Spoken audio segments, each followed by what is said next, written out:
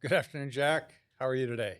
I'm doing great. How are you, Rob? Very good. This is Jack Peregrim with Fourth Quarter Advisors out of Connecticut. Um, Want to talk to you a little bit about your planning process that you have with a lot of clients as it pertains to retirement. Again, the term I use called stepping off the cliff. What is this in your book you wrote? And there's a lot of content in this book. But one of the things that I pulled out of the book was this term called invisible money. How does that pertain to retirement? It sounds like kind of a silly term, but what we've done is we found that people need to be doing things in transition that is going to generate more wealth for them 10 years down the line, Even after retiring. even after retirement. As a matter of fact, you should probably start at 2 or 3 years before they're actually retired. And it's because there's things that they can do in their last income years that'll help enhance where they're going to be in retirement. And we don't find anybody else teaching and educating on that. That kind of brings up another point, that one of the things about your practice is it's very focused on education. You don't really sell anything. You're really just educating a lot of clients and what they need to do and looking forward. We found if we focus on education and information, I've met 2,000 couples or people, and each one is different. And if we focus just on the education and information, we want them to make the right decision is for them. And they're the only ones who should make the decision. So if we focus on education, they understand the ramifications of choosing one thing over another. Well, in some of the classes, I guess you commented on this as it pertains again to retirement. How have you connected the terms income, assets, and taxes? You kind of have a unique way in which you've kind of put that into a discussion process for planning. That's something else that after a couple of years, we recognize that there is something that we don't hear anybody talking about. But we've got a process that helps uncover ways to capture value or eliminate mistakes. And it comes from understanding there's a direct connection between incomes, assets, and our taxes. What we tend to do is manage them independently, like in a silo. And we do some things that are convenient at the time. We want people to understand that they may do something with income and they don't realize it will affect their assets and their taxes somewhere downstream. So they're all interconnected somehow. They are directly connected. You change any one of those three, and it's going to change the others. You can fall into some traps where it costs you quite a bit, or you can take advantage of it. And a good example is somebody that they retire and they find out the best thing they can do is delay Social Security. But now, what assets will they live on? Well, they look at it and they say, well, my gosh, I've got money in a bank that's only earning 1 to 2% interest in a savings account. Why would I touch what I have in my 401k that's been in the stock market and doing really well? We'll show them that it could be much better for them in the long run if they wash taxes by using the 401k money when their taxes are at the lowest level they'll ever have. But they're not connecting it at the time. So we have a process that even a simple worksheet that people can do on their own. We'll educate them on how to use it, but they'll end up in a much better place 10 years because one of our focuses is to educate where people will understand what they can do now that'll have an effect in 10 years. And if they do what could be recommended, 10 years, they'll look back and say, thank God I did that because they're in a much better place. Well, I think in the process, you talk about taxes. Taxes may not always be a liability in that have a way of eliminating certain taxes in the future through, I believe you use Roth conversions.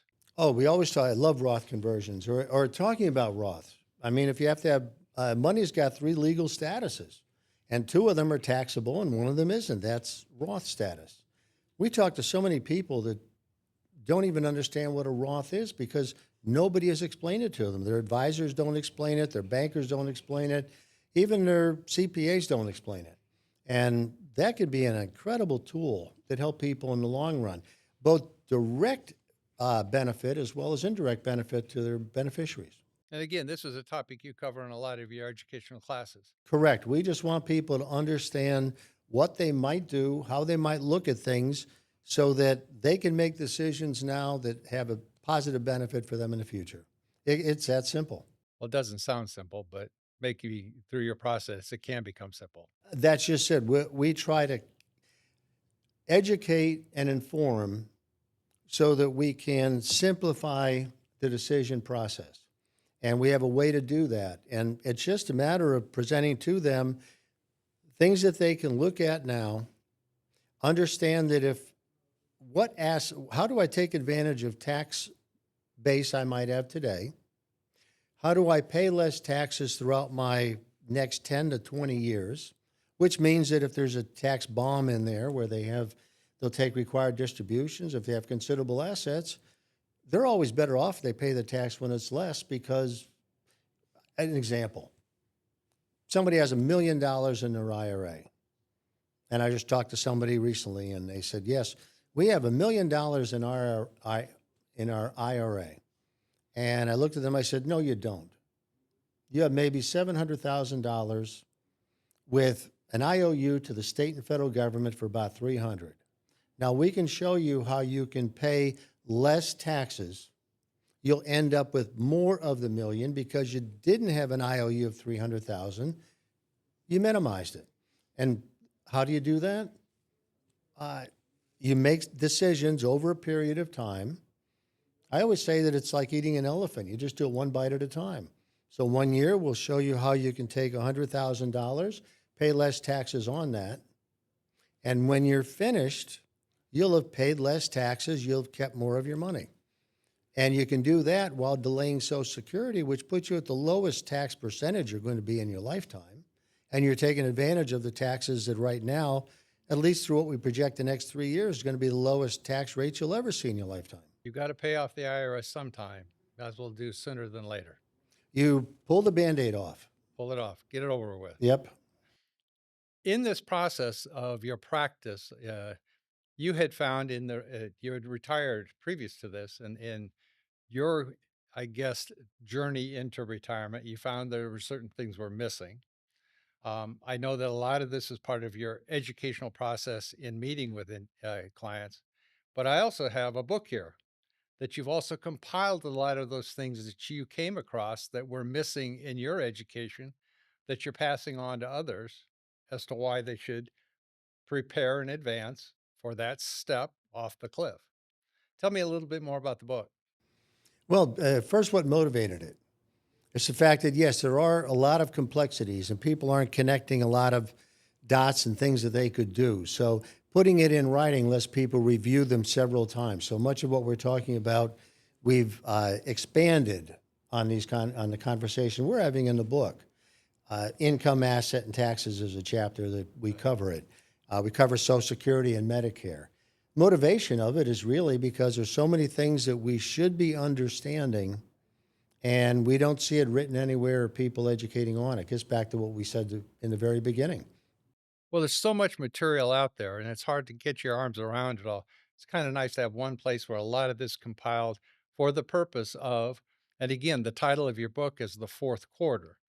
You've been preparing all of your life for the last 25 or 30 years, that last quarter, and nobody has educated anybody on how to execute a comfortable and enjoyable fourth quarter of your life.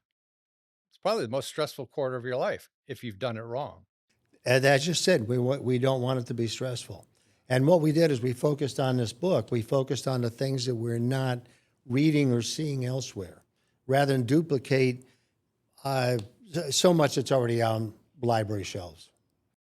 In this process of retirement, you implement a product called annuities, and you have a little different focus on why you use annuities in your practice. Can you tell us a little bit more about that thought process of annuities? We found that when people are looking at annuities, they're looking at it for a main reason, and that is that they need to protect a good portion of their nest egg, they rebalance their portfolio. Annuities are a good tool to provide safety and protection, which is needed. We've just found that most of the annuities are income annuities. And we found that an accumulation annuity is better, where you're keeping your principal your accumulation is providing what income would have, but then your principal isn't decreasing. You basically, if I look at a typical pension setup, and that's what an annuity is. A pension is set up, and most companies love you taking the income pension and not a lump sum because they want to set it up to where they'll pay you so certain amount of money. They're going to keep your money. They're going to earn more than they're earning on that money while they're paying you, and then they end up with your money in the end of it. And we want the money to stay with people. I hate anything that consumes people's principal unless it really is so clearly justified and productive. Well, and I know a lot of individuals in that retirement point have kids and grandkids, and leaving a legacy is part of their planning. They don't want to spend it all. They want to leave something to somebody else. That's probably another benefit of an accumulation annuity. Oh, absolutely. I feel that people work 40 years to get to where they are. They should keep more of their money, whether they pay less taxes to do it, whether they keep more of their investments and they're not depleted. I mean, that's our motivation and focus. Excellent. Last question I have is, in your practice, there's advisors all over your area. What makes you different, and why do people come to you for advice versus going somewhere else? I think it's because we're basically advocates. I can say that I personally have been very blessed, fantastic family, lovely wife, and I'm very comfortable. And so I think I'm passing that blessing forward. I could be today, instead of talking to you, I could be at my church trimming hedges or something. And I think what I'm doing is more productive because I've met 2,000 people or couples, as I said. And if I can help make their lives better, they're in a better place to do good things with that. Anything else you want to share? Uh, no, I think there's so much to this. I mean, it's optimizing Social Security. Right. It's and you know another motivation is Social Security and even some ways Medicare. You're making decisions one time in your life, and if you make a mistake, it's going to affect you your whole life. So that's just one more motivation is to help people understand what they need to when they're making that decision. You're And right. it's You're making filling, that decision to last 30 years. yeah, and you know what? It's filling a gap out there we found because other people aren't doing what the people need. Jack, thank you very much. We learned a lot. Hope everybody learns more about you in the future. And again, I think the book does a lot to share that information with them. Thanks Thank you. again. It's been a pleasure to be here. You're welcome.